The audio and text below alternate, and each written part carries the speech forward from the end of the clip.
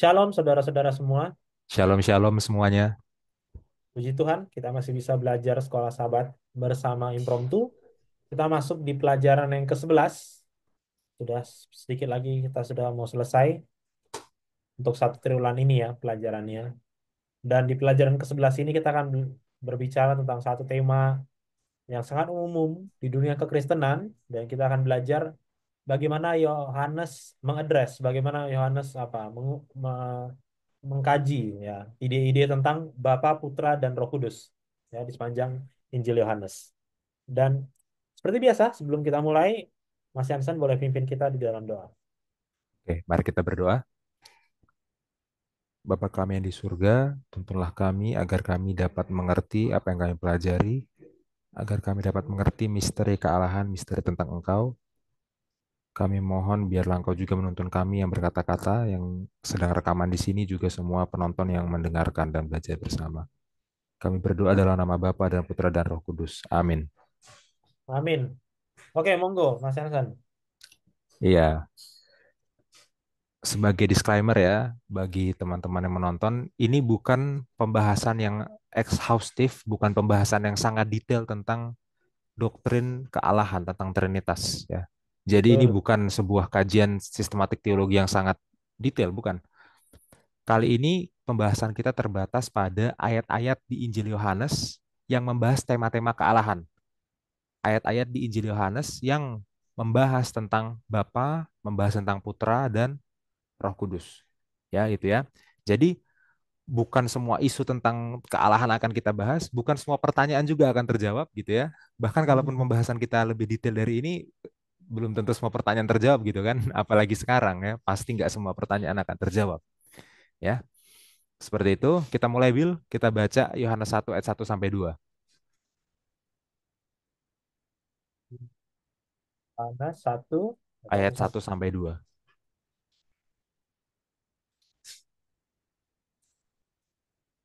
Firman yang telah menjadi manusia. Pada mulanya adalah Firman, Firman itu bersama-sama dengan Allah, dan Firman itu adalah Allah. Ia pada Ya, mulanya bersama-sama dengan Allah.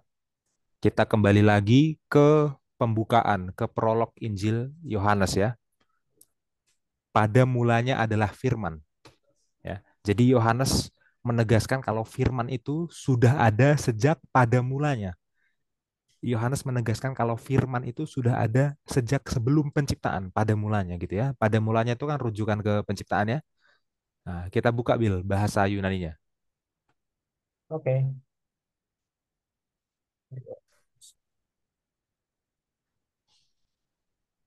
Ya. En archi in ologos. Pada mulanya adalah firman atau kalau mau lebih literal, pada mulanya firman itu sudah ada, bisa gitu juga ya. Nah, frasa pada mulanya dalam bahasa Indonesia itu bahasa aslinya adalah en archi ya, en archi. Ini adalah frasa yang dipinjam langsung dari Kejadian satu. Oke, kita buka Kejadian satu bahasa Ibraninya dulu, Bil. Kejadian satu.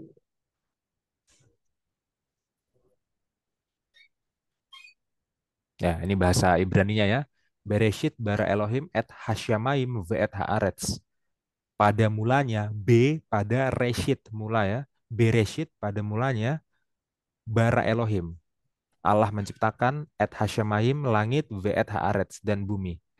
Ya, kata reshit ya, ini diterjemahkan dalam Septuaginta menjadi arche. Nah, kita buka Septuaginta, Ben.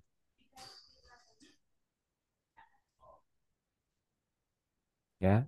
Ini adalah Kejadian satu ayat 1 versi Septuaginta. Bagi saudara-saudara yang belum tahu apa itu Septuaginta.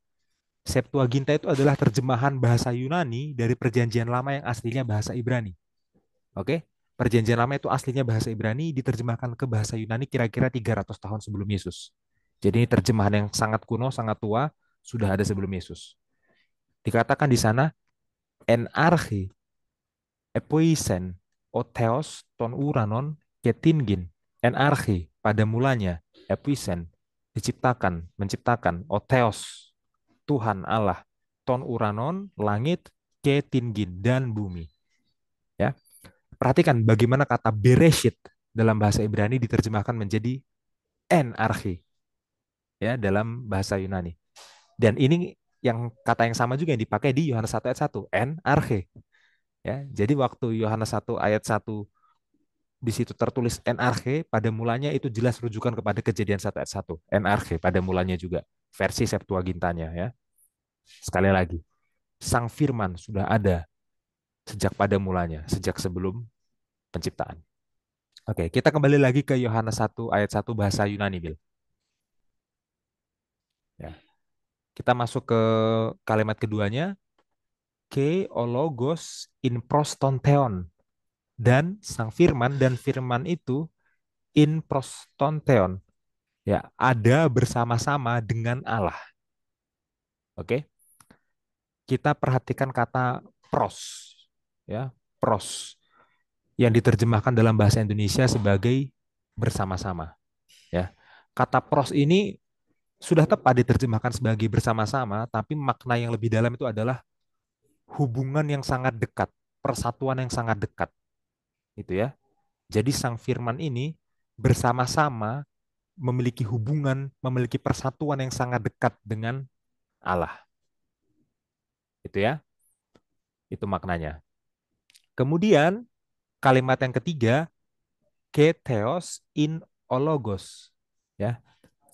Dan ologos sang firman dan firman itu in theos adalah Tuhan, adalah Allah dan firman itu adalah Allah, gitu ya. Walaupun kalau dalam bahasa Yunaninya sintaksnya terbalik ya, Ya, sintaksnya terbalik gitu ya. Nah, yang dimaksud di sini adalah logos sang firman ini itu memiliki hakikat yang sama dengan Allah. Hakikat yang sama dengan Allah. Memiliki nature, karakteristik yang sama dengan Allah. Seperti apa Allah itu, seperti itulah juga sang firman. Ya. Nah, ini kalau kita mau analisis secara linguistik ya, secara grammar tata bahasa. Oke. Nah, secara teologi apa signifikansinya? Signifikansinya begini. Ya, bagaimana mungkin bisa sang firman bersama-sama dengan Allah, tapi di saat yang bersamaan dia itu adalah Allah sendiri. Ya, bersama-sama dengan Allah, tapi adalah Allah. Nah, inilah yang mau kita pelajari ya. Sang firman bersama-sama dengan Allah artinya apa? Firman dengan Allah yang dimaksud Allah di sini Bapa ya. Firman dengan Bapa itu pribadinya berbeda. Pribadinya berbeda, makanya bisa bersama-sama. Ya, untuk bersama-sama harus ada dua pribadi yang berbeda dong, gitu ya. Ya, sekali lagi, firman bersama-sama dengan Bapa artinya firman punya pribadi yang berbeda dengan Bapa. Oke. Tetapi firman itu adalah Allah, maksudnya apa? Firman ini satu hakikat dengan Bapa. Dia adalah Allah sendiri, satu hakikat dengan Bapa. Oke. Jadi kalau kita mau simpulkan secara sederhana, Yohanes 1 ayat 1 ya, sang firman itu sudah ada sejak pada mulanya, sudah ada sejak sebelum penciptaan. Sang firman ini berbeda pribadi dengan Bapa, tapi satu hakikat dengan Bapa. Sekali lagi, sang firman ini berbeda pribadi dengan Bapa, tapi satu hakikat dengan Bapa. Ya, seperti itu ya. Silahkan ditulis dulu, Bill.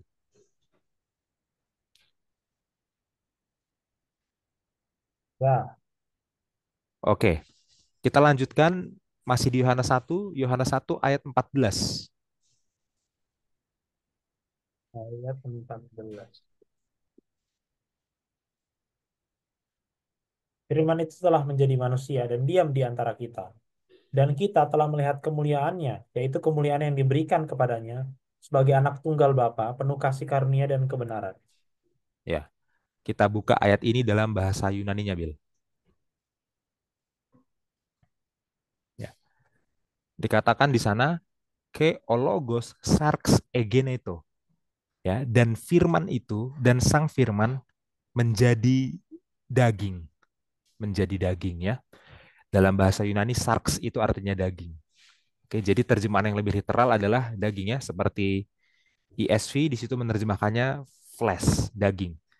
NIV juga menerjemahkannya flesh, daging ya, gitu ya. Jadi maksudnya Yesus itu bukan hanya penampakannya aja terlihat seakan-akan menjadi manusia. Dia itu beneran menjadi manusia, daging, gitu ya. Itu maksudnya. Kita lanjutkan ke bagian selanjutnya ya. Ke eskinosen and imin. Dan eskinosen itu diam, tinggal, dan diam and imin di antara kita, gitu ya. Nah, kata tinggal atau diam dalam bahasa Indonesia itu berasal dari bahasa Yunani eskinosen tadi, ya. Eskinosen itu akar katanya apa? Akar katanya adalah skenoo, skenoo, ya. Yang secara literal skenoo itu artinya adalah mendirikan tenda, berkemah. Oke, jadi sang firman tinggal, sang firman diam di tengah-tengah manusia, itu seperti sang firman berkemah, mendirikan tenda di tengah-tengah manusia, ya.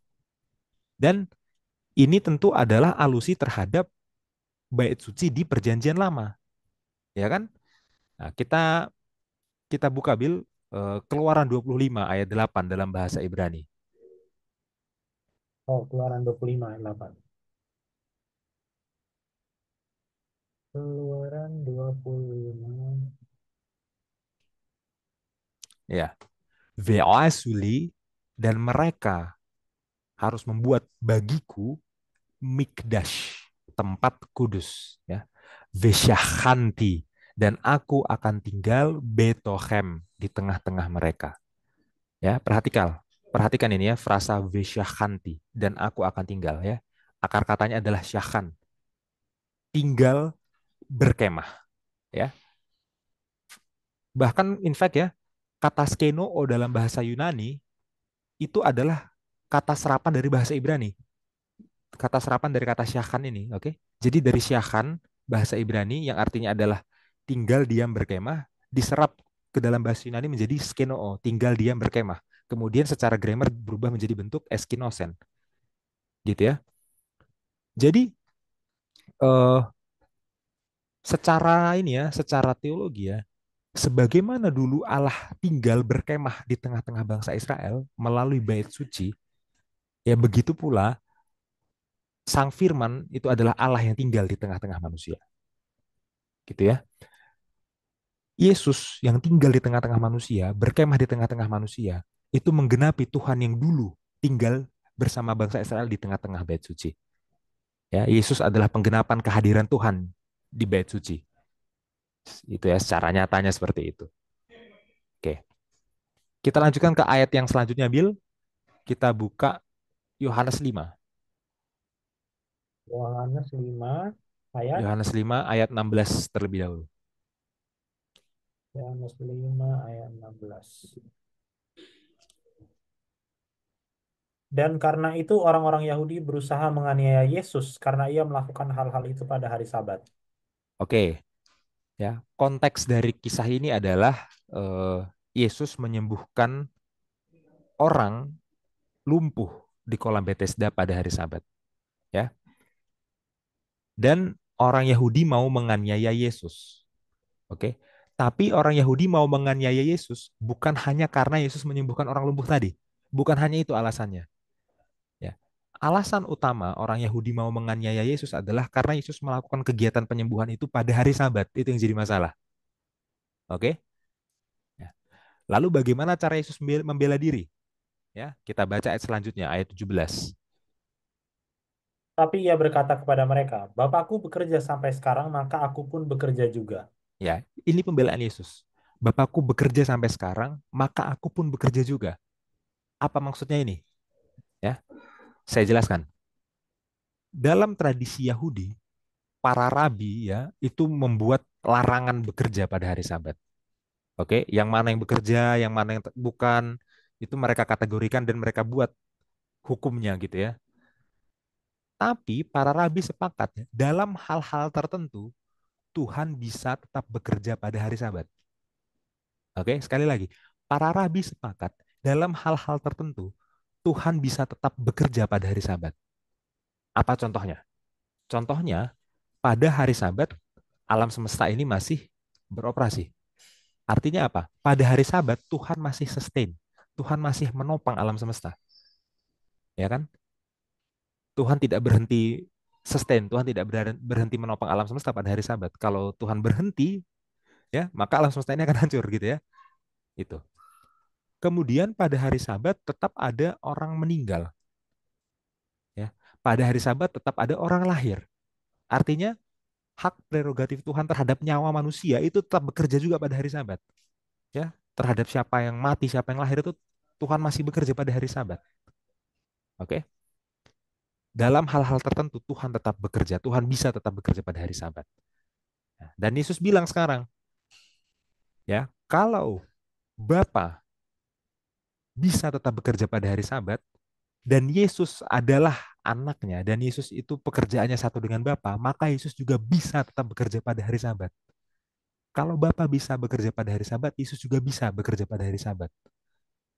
Gitu ya. Dengan begitu, Yesus sebenarnya sedang mengklaim diri sebagai Tuhan. Yesus sedang mengklaim ketuhanan. Ya, karena yang bisa bekerja pada hari Sabat itu hanya Tuhan. Yesus mengklaim pekerjaan dia satu dengan Bapa, dia bisa bekerja juga pada hari Sabat. Yesus berarti sedang mengklaim sebagai Tuhan. Ya, jadi dalam perdebatan ini ya, perdebatan antara Yesus dengan orang Yahudi, ya, perdebatannya bukan hanya tentang hari Sabat sekarang, perdebatannya tentang doktrin ketuhanan, gitu ya. Yang biasanya mungkin kita nggak terlalu detail membaca bagian itu ya, kita biasanya fokusnya di hari Sabatnya, gitu. Lanjut Bill ayat 18. Hmm. Sebab itu orang-orang Yahudi lebih berusaha lagi untuk membunuhnya, bukan saja karena ia meniadakan hari Sabat, tapi juga karena ia mengatakan bahwa Allah adalah Bapanya sendiri dan dengan demikian menyamakan dirinya dengan Allah. Iya, orang Yahudi yang dari awal sudah mau menganiaya Yesus di ayat 16, ya, di ayat 18, ya, keinginan mereka semakin meningkat jadi ingin membunuh. Ya, yang awalnya ingin menganiaya karena pelanggaran Sabat, di ayat 18 jadi ingin membunuh karena di ayat 18 pelanggarannya bukan lagi tentang Sabat doang. Di ayat 18 pelanggarannya sudah menyamakan diri dengan Allah, gitu ya. Kalau hanya melanggar Sabat, ya itu dianiaya di ayat 16. Tapi kalau sudah menyamakan diri dengan Allah, sekarang udah mau dibunuh, gitu ya. Nah, kita lihat bagaimana Yesus menjawab apa istilahnya tuduhan dari orang Yahudi ini ya di ayat 19. Maka Yesus menjawab mereka, katanya, Aku berkata kepadamu, sesungguhnya anak tidak dapat mengerjakan sesuatu dari dirinya sendiri, jikalau tidak ia melihat Bapa mengerjakannya. Sebab apa yang dikerjakan Bapa, itu juga yang dikerjakan anak. Oke. Sekarang Yesus menjelaskan ya hubungan dia dengan Bapa. Oke. Yesus terhubung dengan Bapa. Kegiatan Yesus, aktivitas Yesus, pekerjaan Yesus itu tidak pernah berdiri sendiri, tidak pernah atas prakarsa Yesus sendiri, ya. Semua yang Yesus kerjakan itu bergantung pada Bapa. Semua yang Yesus kerjakan itu tujuannya berasal dari Bapa. Semua yang Yesus kerjakan itu sesuai dengan kehendak Bapa. Gitu ya. Apa yang dikerjakan Bapa itu yang dikerjakan anak. Seperti itu. Ya. Dan bukan hanya itu, dijelaskan di bagian B dari ayat ini ya, bahwa Yesus itu mengambil inspirasi dari Bapa. Yesus itu melihat Bapa, kemudian meniru Bapa. Oke. Nah, bagaimana bisa Yesus melihat Bapa dan meniru Bapa dengan sukses, dengan berhasil? Ya, bagaimana mungkin itu bisa terjadi? Nah, kita lanjutkan ke ayat 20. Sebab Bapa mengasihi anak dan ia menunjukkan kepadanya segala sesuatu yang dikerjakannya sendiri. Bahkan ia akan menunjukkan kepadanya pekerjaan-pekerjaan yang lebih besar lagi daripada pekerjaan-pekerjaan itu, sehingga kamu menjadi heran. Ya, dikatakan ya, Yesus bisa mengambil inspirasi Bapa dan meniru Bapa dengan sukses. Yesus bisa mengerjakan apa yang Bapa kerjakan itu karena Bapa mengasihi anak, ya, sebab Bapa mengasihi anak. Oke, kita buka ayat ini dalam bahasa Yunani-nya, Bil.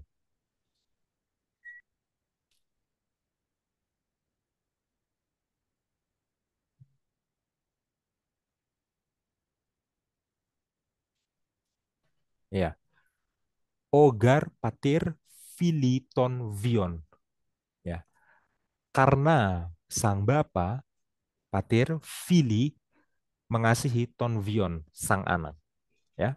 Perhatikan kata mengasihi dalam bahasa Yunani adalah fili dari akar katanya phileo, ya. Kenapa dari phileo menjadi fili? Ya, karena fili ini adalah bentuk present tense. Oke, jadi di sini mengasihi itu dituliskan dalam bentuk present tense. Present tense itu masa kini. Apa maksudnya? Maksudnya adalah bapak itu sedang mengasihi anak, ya, dan akan terus-menerus mengasihi anak. Bapak mengasihi anak dan terus-menerus mengasihi anak. Itu maksudnya ya, mengasihi dalam bentuk present tense. Oke? Ya. Nah, dengan kasih Bapak yang sedang berlangsung dan terus-menerus kepada anak, dari situlah Bapak terus mengungkapkan pekerjaannya kepada anak. Ya, pengungkapan misteri Bapak yang lebih dalam itu ditunjukkan kepada anak. Oke? Dengan misteri Bapak yang ditunjukkan kepada anak, akhirnya anak melihat sang Bapak, ya, dan anak meniru sang Bapak dengan persis, dengan berhasil. Sehingga apa yang dikerjakan Bapak itu juga dikerjakan anak. Seperti itu ya. Begitu. Oke. Eh, kita lanjutkan, Bill, ke Oke. ayat 21 sampai 22. Sebab sama seperti Bapa membangkitkan orang-orang mati dan menghidupkannya, demikian juga anak menghidupkan barang siapa yang dikehendakinya. Bapa tidak menghakimi siapapun, melainkan telah menyerahkan penghakiman itu seluruhnya kepada anak. Iya. Dan di sini ya, kasih dari Bapa kepada anak ini terpancar dari dua tugas yang dipercayakan kepada sang anak. Yang sebenarnya dua tugas itu adalah haknya sang Bapa. Dua tugas ini adalah eksklusif haknya Bapa, tapi dipercayakan juga pada anak. Ya. Yang pertama di ayat 21 ya, hak atas kehidupan. Bapa punya hak berdaulat atas kehidupan, maka sang anak juga yang dikasih ini berhak berdaulat atas kehidupan. Oke. Kemudian di ayat 22, hak atas penghakiman. Ya, Bapa berdaulat atas penghakiman, maka sang anak juga berdaulat atas penghakiman. Ya, kita tahu ya, hanya Bapa sendiri yang bisa mengatur siapa yang mati, siapa yang lahir gitu ya, siapa yang bangkit, hanya Bapa. Hanya Bapa yang punya hak atas kehidupan. Tapi sang anak Yesus juga punya hak yang sama. Makanya dia satu dengan Bapa gitu kan. Hanya Bapa juga yang bisa menghakimi. Tapi di sini sang anak juga punya hak untuk menghakimi. Ya, jadi dia satu dengan Bapa. Pekerjaan sang anak itu pekerjaan sang Bapa juga ya. Seperti itu hubungannya. Seperti itu. Lanjutkan, Bill. Yohanes 10 ayat 30.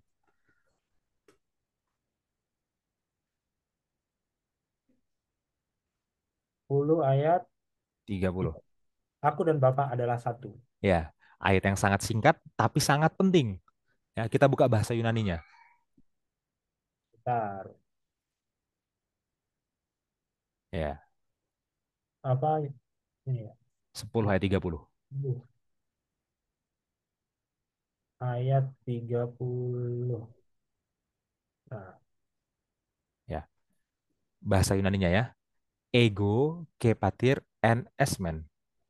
Ego, aku, ke opatir, dan sang bapa, en esmen. Kami adalah satu. Aku dan sang bapa kami adalah satu. Ya, lebih literalnya kayak gitu.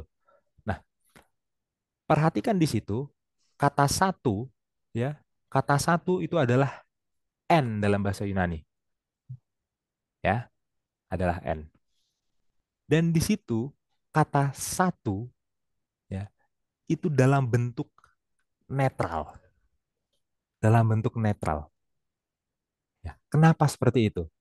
Apa signifikansinya?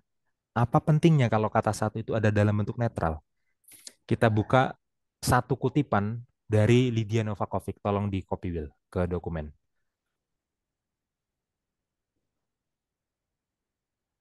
Ya, ini adalah kutipan dari Lydia Novakovic. Lydia Novakovic ini menulis sebuah komentari terhadap Injil Yohanes ya.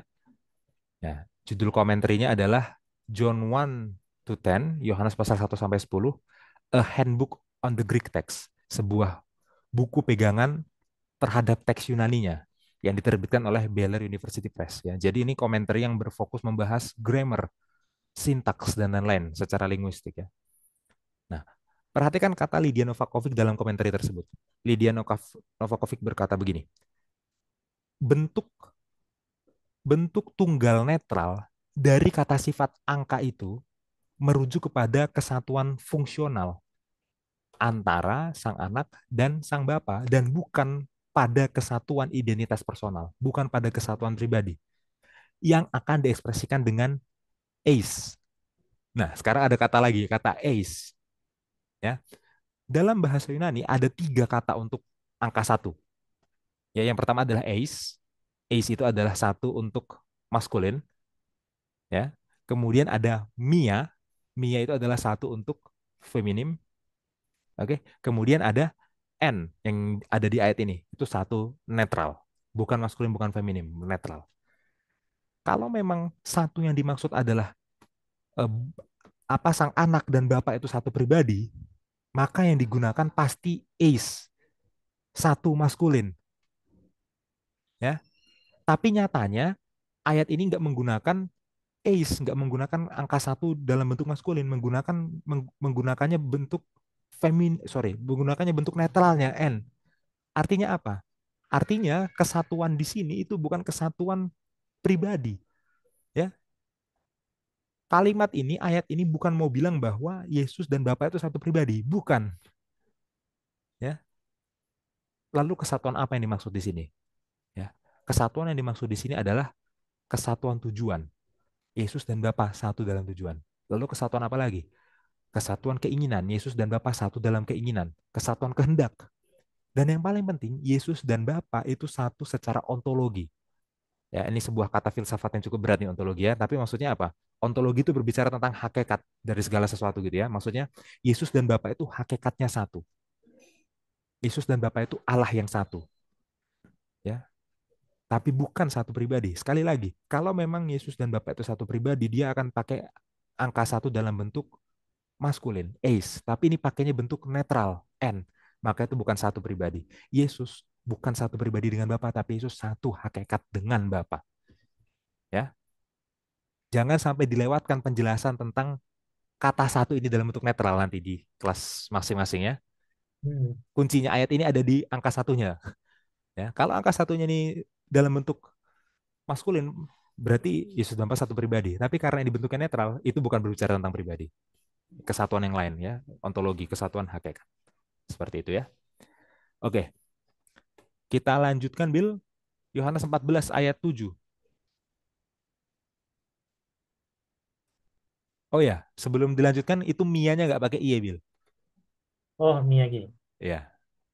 Oke. Sekiranya kamu mengenal aku, pasti juga mengenal Bapakku. Pasti pasti kamu juga mengenal Bapakku. Sekarang ini kamu mengenal dia dan kamu telah melihat dia. Hmm, ya. Kata-kata Yesus di Yohanes 14 ayat 7 ini sebenarnya sedikit banyak mengulangi Yohanes 1 ayat 1 tadi. Pembukaan Injil Yohanes yang kita udah baca sebelumnya ya. Hmm. Ingat di Yohanes 1 ayat 1 dikatakan apa? Firman itu bersama-sama dengan Allah. Artinya apa? Yesus berbeda pribadi dengan Bapa. Ya, lalu firman itu adalah Allah. Yesus berarti satu hakikat dengan Bapa. Ya. Sekali lagi Yesus berbeda pribadi dengan Bapa tapi satu hakikat dengan Bapa. Oke. Kemudian kita tadi sudah baca juga di Yohanes 1 ayat 14, firman itu telah menjadi manusia. Yesus telah menjadi manusia. Berarti apa? Yesus itu adalah Tuhan dalam wujud manusia seutuhnya, kan gitu ya.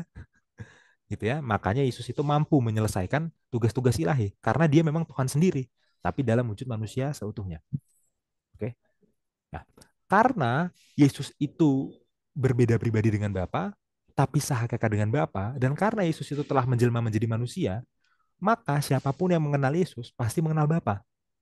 Iya dong, logis ya, ya kan? Kan Yesus itu sehakikat dengan Bapa. Yesus itu sehakikat dengan Bapa. Jadi kalau orang bisa mengenal Yesus, pasti dia kenal Bapa. Orang hakikatnya sama, Hmm. tapi harus diingat mereka pribadinya tetap berbeda, ya, gitu ya. Terlebih lagi di ayat ini ya, ayat 7b dikatakan bahwa mereka telah melihat Bapa, ya. Sekarang ini kamu mengenal dia dan kamu telah melihat dia. Ya. Jadi siapa yang melihat Yesus telah melihat Bapa, bukan melihat Bapa dalam apa? Dalam wujud kemuliaan Bapa gitu ya. Semua orang masih mati gitu. Tapi karena Yesus ini sehakikat dengan Bapa dan telah menjelma menjadi manusia, maka melihat manusia Yesus itu sudah melihat pribadi yang hakikatnya sebenarnya sama dengan Bapa, meskipun pribadinya berbeda gitu. Ya, memang ini cukup sulit ya. Saya juga menjelaskannya cukup sulit ini ya, tapi semoga saudara bisa mengikuti Ya, penjelasannya. Ya.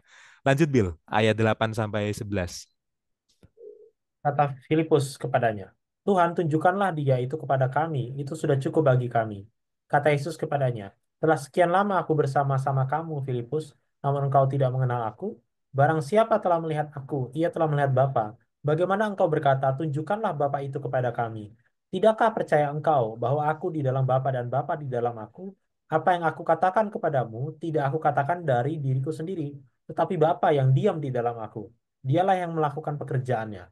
Percayalah kepadaku bahwa aku di dalam Bapa dan Bapa di dalam aku, atau setidak-tidaknya percayalah karena pekerjaan-pekerjaan itu sendiri.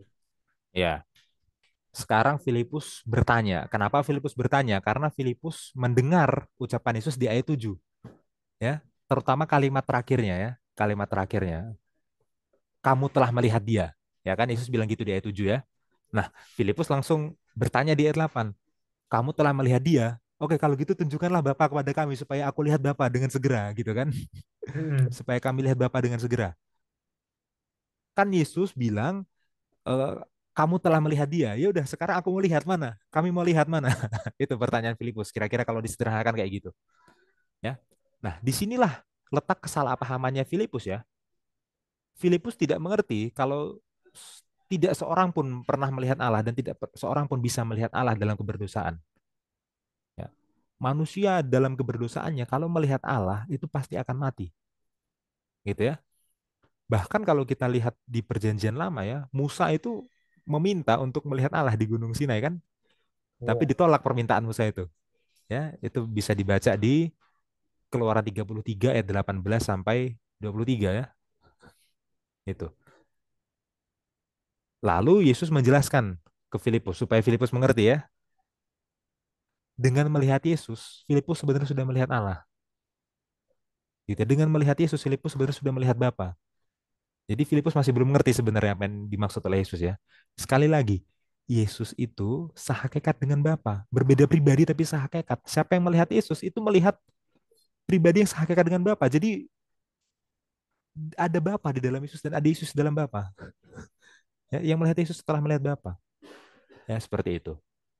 Ya, kira-kira seperti ini Bil, penjelasan tentang eh, Yesus dan Bapa. Silahkan tanggapannya.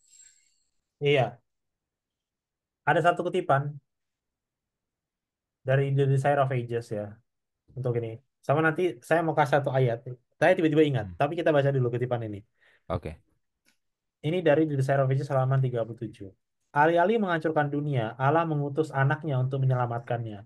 Meskipun kerusakan dan pembangkangan dapat terlihat di setiap bagian provinsi asing itu, jalan untuk pemulihannya telah disediakan.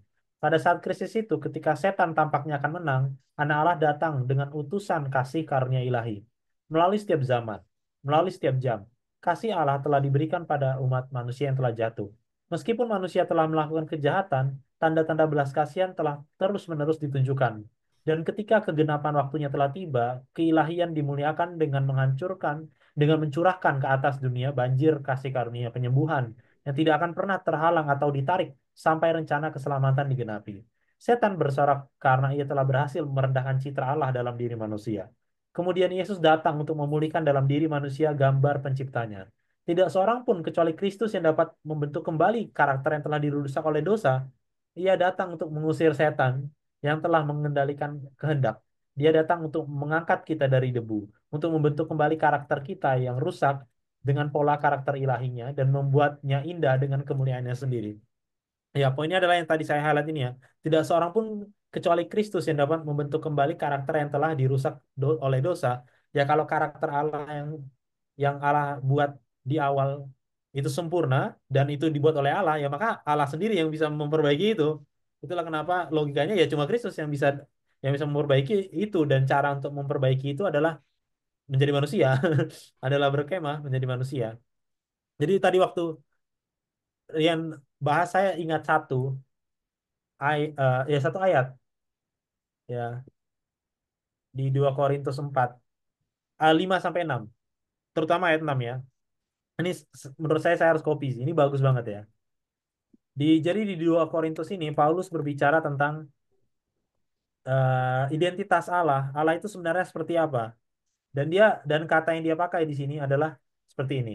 Sebab Allah yang telah berfirman, dari dalam gelap gelap akan terbit terang. Ia juga yang membuat terangnya bercahaya di dalam hati kita, supaya kita beroleh terang dari pengetahuan tentang kemuliaan Allah yang nampak pada wajah Kristus. Ya, dan banyak komentari tentang ayat ini, mereka langsung notice bahwa Paulus itu mencoba untuk menggabungkan ide dari kultur yang mempengaruhi hidupnya ya. Ya, dia adalah seorang Yahudi tulen, ya. Dia orang Yahudi dan apa? Esensi dari keyahudian itu adalah menjadi terang bagi Hmm. bagi seluruh bangsa. Jadi dia mengutip frasa kejadian di sini. Allah yang sama yang menciptakan dulu, yang menciptakan bumi ini dari dalam gelap akan terbit terang itu adalah konsep keyahudian, tidak salah lagi. Dan terang yang sama itu yang dulu diberikan kepada alam semesta yang gelap ini, sekarang diberikan kepada tempat yang gelap, yang sama gelapnya itu hati manusia.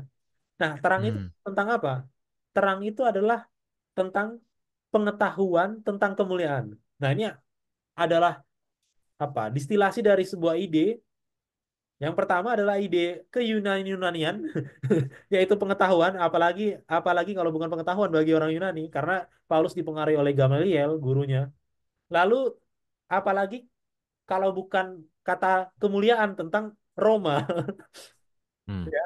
Karena Paulus adalah citizen, adalah apa bahasa Indonesia ya? Warga negara. Warga negara Roma, warga Hmm. negara Roma. Jadi Paulus ketika berbicara tentang Allah, dia mencoba Allah itu seperti apa ya di pandangan orang Yahudi, di pandangan orang Yunani, dan di pandangan orang Roma, pandangan orang kafir dan orang non kafir. Seperti apa Allah itu? Sekarang kita tidak perlu lagi menerka-nerka Allah itu seperti apa, itu kata Paulus. Kita nggak perlu lagi Hmm. taruh apa sesembahan di pohon, kita nggak perlu lagi Hmm. membuang undi untuk orang apa, nggak perlu lagi karena sekarang Allah itu udah jelas, pengetahuan tentang Allah itu udah jelas dari siapa? Wajah Kristus. Jadi ketika Mas Yansen menjelaskan, ya untuk apa kita tadi Filipus tanya, tunjukkanlah Bapak ini. Terus maka jawaban Yesus, ya untuk apa? Aku ini. Kamu lihat aku aja. Nah, pada saat itu Paulus membuat ini ya, membuat ayat ini. Mungkin dia berpikir hal yang sama ya. Iya ya. Untuk apa kita cari Tuhan kalau misalnya Tuhan itu udah ada di depan mata kita, itu Yesus. Hmm. Ya kita lihat aja Betul. Yesus itu ngapain. Hmm. Pengetahuan tentang kemuliaan dari Tuhan, terang itu udah ada, udah nampak sekarang. Kita udah nggak menerka Tuhan itu seperti apa, identitasnya udah jelas. Dia telah berkemah untuk supaya kita mengerti Allah itu seperti apa. Nah, mungkin itu. Ya, Ya, ya. tambahan sedikit. Itulah kenapa untuk belajar Trinitas sebenarnya memang harus banyak ayat lain yang dibaca selain dari Injil Yohanes ya. Iya, Dan di tapi sini ya, Bill mengutip tulisan Paulus ya. Jadi ini iya, adalah eh, teologi Paulus tentang kealahan, teologi Paulus tentang Yesus gitu ya. Yang ini bisa melengkapi apa yang kita sudah pelajari di Injil Yohanes. Seperti itu ya. Oke, lanjut. sekarang mari kita bahas tentang Roh Kudus, Bill. Ya, Kita buka Yohanes 3 ayat 5 sampai 8. Yohanes 3 ayat 5 sampai 8. Aku Hmm, langsung baca semuanya. semua aja langsung. Jawab Yesus, aku berkata kepadamu, sesungguhnya jika seorang tidak dilahirkan dari air dan roh, ia tidak dapat masuk ke dalam kerajaan Allah. Apa yang dilahirkan dari daging adalah daging, dan apa yang dilahirkan dari roh adalah roh. Janganlah engkau heran, karena aku berkata kepadamu, kamu harus dilahirkan kembali. Angin bertiup kemana ia mau, dan engkau mendengar bunyinya. Tetapi engkau tidak tahu dari mana ia datang, atau kemana ia pergi. Demikian halnya dengan tiap-tiap orang yang lahir dari roh. Hmm. Ya, di sini ada dua kelahiran baru ya yang disebutkan oleh Yesus ya. Yang pertama adalah kelahiran baru dari air, yang kedua kelahiran baru dari roh. Ya, itu yang penting ya. Nah, kelahiran baru dari air yang dimaksud itu jelas adalah baptisan. Ya kan? Kita semua tahu itu. Dan kita nggak akan bahas detail di situ karena itu bukan topiknya sekarang. Oke. Sebenarnya bisa juga kalau memang itu lagi topiknya bisa dibahas, tapi sekarang bukan itu gitu ya. Nah, yang mau kita dalami adalah kelahiran baru dari roh. Oke. Seperti apa kelahiran baru dari roh itu? Ya. Maksudnya apa? Bagaimana roh itu bisa memperbaharui manusia? Bagaimana roh itu bisa membuat manusia bertobat? Nah, itu kan pertanyaannya kan. Ki- Kita baca di ayat 8. Ya. Angin bertiup kemana ia mau, dan engkau mendengar bunyinya. Tapi engkau tidak tahu dari mana ia datang atau kemana ia pergi. Demikianlah hanya dengan tiap-tiap orang yang lahir dari roh. Ternyata penjelasan Yesus ya, kelahiran baru dari roh, roh bekerja dalam manusia, roh membuat manusia bertobat, itu cara kerjanya seperti angin. Hmm. Seperti angin. Ini semakin menarik kalau kita baca dalam bahasa Yunaninya. Tolong Bil, baca bahasa Yunaninya. Nah, Ya, dalam bahasa Yunani ya, angin itu adalah pneuma. Oke? Dan dalam bahasa Yunani, roh itu adalah pneuma, ya. Jadi dalam bahasa Yunani, angin dan roh itu sama bahasa Yunaninya. Di sini ada permainan kata dari Yohanes gitu ya. Jadi kalau kamu mau tahu cara kerjanya roh seperti apa, pneuma, lihatlah cara kerjanya angin, Ya, lah pneuma, benar. ya. Dan bahkan ya, dalam bahasa Indonesia itu kan eh, angin bertiup kemana ia mau ya. Ada kata bertiup ya. Kata bertiup itu juga berasal dari kata yang sama itu ya. Dalam bahasa Yunani itu adalah pnei. Coba diklik Bill. Pnei. Bentar. Mas, Atas, eh, atas, eh, atas, atasnya. Atasnya. Nah itu. Pnei ya. Jadi nih, kata bertiup itu sebenarnya apa? Adalah bentuk kata kerja dari angin atau roh. Angin atau roh, pneuma, pneuma. Kalau dia jadi kata kerja, bertiup, itu pnei gitu ya. Jadi permainan katanya sangat apa? Sangat kental di sini, ya.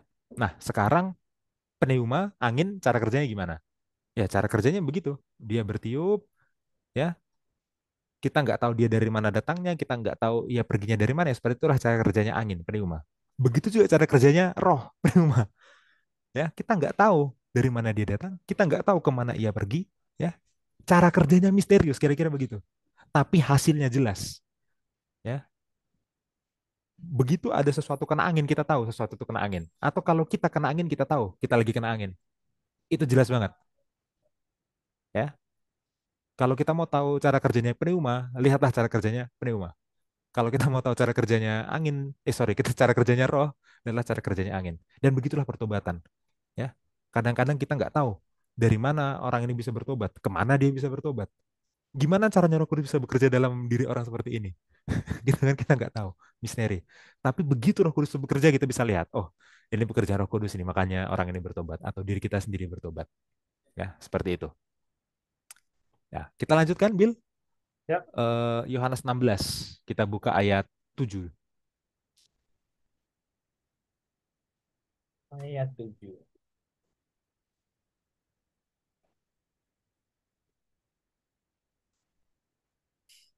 Namun benar yang kukatakan ini kepadamu adalah lebih berguna bagi kamu jika aku pergi. Sebab jikalau aku tidak pergi, penghibur itu tidak akan datang kepadamu. Tapi jikalau aku pergi, aku akan mengutus dia kepadamu. Ya, di sini Yesus menjanjikan seorang penghibur ya. Nah, kita buka bahasa Yunaninya. 16 ayat 7. Ya. Ya, Penghibur itu bahasa Yunaninya adalah parakletos. Itu coba Bil. Dibuka itu kata parakletos ya. Ya. Nah, ya. Perhatikan ya, berbagai terjemahan menerjemahkannya beda-beda ya. mm, ESV menerjemahkan sebagai helper, penolong. Kemudian eh, NIV NIV. menerjemahkannya sebagai advocate ya. Advocate berarti dia dalam konteks hukum sekarang, menolong tapi dalam konteks hukum gitu ya. Dalam konteks persidangan, advocate. Sebenarnya advocate itu penolong juga, tapi konteks lebih spesifik ya. Sementara terjemahan baru bahasa Indonesia menerjemahkannya sebagai penghibur. Ya. Kenapa sebagai penghibur? Ya, karena terjemahan baru bahasa Indonesia mengikuti King James Version. King James Version menerjemahkannya sebagai comforter kalau nggak salah ya, comforter gitu. Ya, poinnya adalah begini, penghibur itu atau penolong itu atau secara khusus advokat itu, penolong dalam konteks persidangan ya advokat ya, itu baru akan datang kalau Yesus pergi. Ya, nah kalau kita sudah belajar pasal sebelumnya ya, pasal 13, pasal 14, kita tahu Yesus pergi itu yang dimaksud adalah Yesus mati di salib.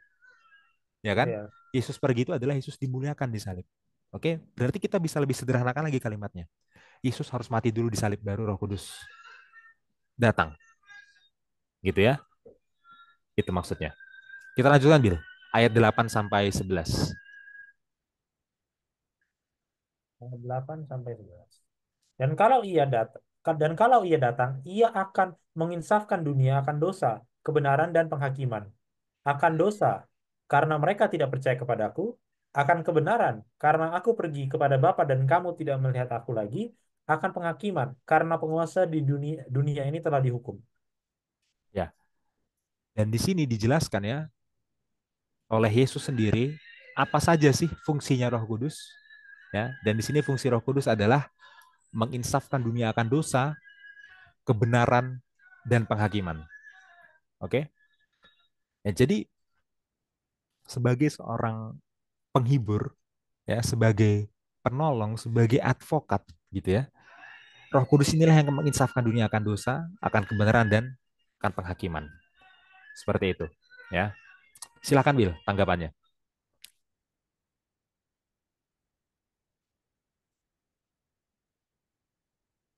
Satu kutipan dari Kisah Para Rasul, halaman 52. Roh Kudus diberikan sebagai alat regenerasi untuk membuat keselamatan yang dikerjakan oleh kematian penebus kita menjadi efektif. Roh Kudus senantiasa berusaha untuk menarik perhatian manusia kepada persembahan besar yang telah dibuat di kayu salib di Kalvari, untuk menyingkapkan kasih Allah kepada dunia, dan untuk membukakan bagi jiwa yang telah diyakinkan hal-hal yang berharga dari kitab suci. Setelah membawa keyakinan akan dosa dan menyajikan di hadapan pikiran standar kebenaran, Roh Kudus menarik kasih sayang dari hal-hal duniawi ini, memenuhi jiwa dengan keinginan untuk kekudusan. Ia akan memimpin kamu ke dalam seluruh kebenaran. Yohanes 16 ayat 13. Juru selamat menyatakan, jika manusia bersedia dibentuk, maka akan terjadi pengudusan seluruh diri. Roh Kudus akan mengambil hal-hal Allah dan menanamkannya kepada jiwa. Dengan kuasanya, jalan hidup akan dibuat begitu jelas sehingga tidak seorang pun perlu tersesat di dalamnya. Ya, ini nggak ada deskripsi yang lebih apa, lebih concise, lebih apa ya, pakem lagi ya dari ini ya. Dia deskripsinya adalah jelas-jelas deskripsi penolong ya. Apa yang Ellen White deskripsikan di sini. Tapi menariknya dia bilang untuk membuat keselamatan yang telah dikerjakan oleh kematian penebus ini memang harus mati dulu, baru pekerjaan Roh Kudus ini akan lebih berarti gitu ya. Mungkin itu tambahannya sedikit Mas Hansen. Ya, oke. Dan sudah selesai ya pelajaran sekolah sahabat kita pada sahabat ini. Sekarang mari kita rangkum dalam poin-poin diskusi, Will. Oke, bentar. Saran, saran poin diskusi bagi guru SS. Oke, Iya, yang pertama adalah pembukaan Injil Yohanes ya. Itu penting, nggak boleh dilewatkan. Bagaimana bahwa Sang Firman yang adalah Yesus ya dalam kurungnya, Sang Firman itu sudah ada sejak pada mulanya, sejak sebelum penciptaan. Kemudian dia itu berbeda pribadi dengan Bapa, tapi satu hakikat dengan Bapa. Ya, itu penting. Kemudian di ayat 14 ya, Yohanes 1:14 dikatakan dia menjelma menjadi manusia. Ya. Sang Firman itu adalah Tuhan yang menjelma menjadi manusia. Nah, itu basicnya ya. Kalau ya. kita kalau kita belum paham yang dijelaskan di pembukaan Injil Yohanes, kita ke ayat-ayat selanjutnya bingung nanti ya. Jadi ini basic gitu. Kemudian masuk ke eh, Yohanes 5 ya, Yohanes 5. Eh ya dari konteksnya itu konteksnya adalah ini ya, hari Sabat ya. Jadi ini agak Benarnya. agak tricky memang karena kita nanti bisa jadi fokus membahas hari Sabatnya, tapi sebenarnya bukan itu fokusnya. Oke? Tuhan bisa bekerja pada hari Sabat, maka Yesus juga berarti Yesus adalah Tuhan. Nah, itu ya. Itu poinnya di Yohanes 5. Seperti itu. Kemudian Yohanes 10 ayat 30 ya. Perkataan Yesus aku dan Bapa adalah satu ya. Bahas kata satunya dalam bahasa Yunani ya. Kata satunya itu dalam bentuk netral. Artinya itu bukan satu secara pribadi, bukan satu pribadi tapi satu secara fungsi, satu secara hakikat ya. Supaya lebih detail kutip saja itu komentarnya Lydia Novakovic ya. Itu komentar yang sudah cukup bagus membahas grammarnya. Kenapa dia pakai bentuk netral gitu ya. Seperti itu. Kemudian Yohanes 14 ayat 7 ya. Karena Yesus adalah satu hakikat dengan Bapa ya, maka barang siapa yang melihat Yesus sudah melihat Bapa. Itu ya. Tentu saja bukan melihat Bapa dalam wujud kemuliaannya itu ya. Tentu saja melihatnya adalah hakikat Bapa ada dalam Yesus dan hakikat Yesus ada dalam Bapa. Lebih ke situ maksudnya ya. Gitu. Ya. Kemudian masuk ke Roh Kudus. Ya, Roh Kudus. Perhatikan permainan kata antara kata roh dan kata angin dalam Yohanes 3 ayat 8. Ya. Yang dalam bahasa Yunani itu sama-sama pneuma. Ya. Sehingga cara kerja Roh Kudus itu sama seperti cara kerja angin. Ya. Misterius, tapi hasilnya terlihat jelas. Itu. Ya. Kemudian Yohanes 6 ayat 7 dikatakan bahwa Parakletos itu ya eh, penghibur, penolong, advokat, apapun lah yang mau saudara terjemahkan berdasarkan berbagai terjemahan itu ya. Parakletos itu baru akan datang setelah Yesus pergi. Kalau mau lebih jelas, Parakletos baru akan datang setelah Yesus mati di salib. Gitu ya. Kemudian dalam Yohanes 6 ayat 8 sampai 11, tugasnya adalah untuk menginsafkan dunia akan dosa, menginsafkan dunia akan kebenaran dan penghakiman. Nah, itu ya. Ya. Dan pada akhirnya kalau mau dibuat satu closing statement ya, ya, pelajaran kita ini berbicara tentang Bapa itu adalah sepenuhnya Tuhan, gitu ya. Kemudian Yesus itu adalah sepenuhnya Tuhan dan sepenuhnya manusia, oke. Roh Kudus adalah sepenuhnya Tuhan, ya. Dan ketiganya adalah satu Tuhan, bukan tiga Tuhan, ya. Ketiganya adalah satu Tuhan, hanya ada satu Tuhan. Itu. Kalau mau disingkatkan jadi seperti itu. Dan ini akan makin kuat sebenarnya kalau ditambah dengan data di luar Injil Yohanes ya. Tapi Injil Yohanes itu sebenarnya adalah salah satu kitab dari seluruh kitab di Perjanjian Lama maupun Iya, Perjanjian Baru yang apa yang cukup komprehensif pembahasan Trinitasnya ya. ya Jadi sebenarnya ini sudah cukup komprehensif gitu ya. Tapi kalau mau lebih komprehensif harus satu Alkitab gitu. tentulah. Nah, Iya. Nah, ini kan pelajarannya Injil Yohanes ya, tema-tema dalam Injil Yohanes dan inilah ayat-ayat dalam Injil Yohanes yang membahas tentang kealahan, tentang Bapa, tentang Anak dan Roh Kudus. Ya, seperti itu, Bill. oke, mantap. Sudah selesai pelajaran sekolah sahabat kita. Semoga ini bisa membantu kita. Ya, Pak, saya tahu saudara-saudara, apalagi terutama guru sekolah sahabat pasti tidak sabar ingin membahas di luar konteks Yohanes. Iya, iya. Tapi ya, Dan ya, pertanyaan-pertanyaan sulit yang muncul gitu ya. iya, ya. Tapi semoga kita semua diberikan hikmat ya untuk apa? Menggiring opini dalam tanda kutip supaya tidak keluar dari Injil Yohanes ini gitu ya. Malah kalau ada banyak pertanyaan ya kita bisa sambung di potluck nanti ya untuk di luar Iya. Yohanes gitu. Karena ini temanya memang tema-tema dalam Injil Yohanes yang kebetulan adalah tema Trinitas gitu ya. Jadi tema-tema Injil Yohanesnya dulu yang harus kita bahas gitu ya dalam koridor Injil Yohanes. Oke, terima kasih Mas Hansen atas penjelasannya. Pelajaran kita sudah selesai sampai di sini. Saya akan tutup di dalam doa. Mari kita Oke. bersatu dalam doa. Bapa kami di sorga, terima kasih Tuhan atas berkat-Mu sepanjang hari ini. Terima kasih atas hikmat yang Kau berikan kepada kami untuk belajar sekolah Sabat bersama. Biarlah Engkau berkati Tuhan apa yang sudah kami bahas, supaya ini boleh bermanfaat bagi kami. Tuhan, berikan kami kesanggupan untuk mempercayai eh, kepribadian-Mu Tuhan. Tiga pribadi yang adalah satu Tuhan. Dan biarlah Tuhan melalui pelajaran ini kami boleh mengerti siapa Engkau melalui Yesus yang telah mati bagi kami dan bantu kami untuk tidak menolak Roh Kudus untuk menginsafkan kami dari dosa-dosa kami. Bantu kami Tuhan untuk bisa membagikan firman ini kepada orang lain. Hambamu berdoa secara khusus untuk semua guru-guru sekolah sahabat yang akan mengajar, berikan mereka hikmat dalam mengajar, dalam memimpin diskusi di sabat ini. Terima kasih Bapak, dalam nama Yesus kami berdoa. Amin. Amin. Baik, sampai Amin. di sini pelajaran sekolah sahabat kita. Shalom semuanya. Shalom semuanya.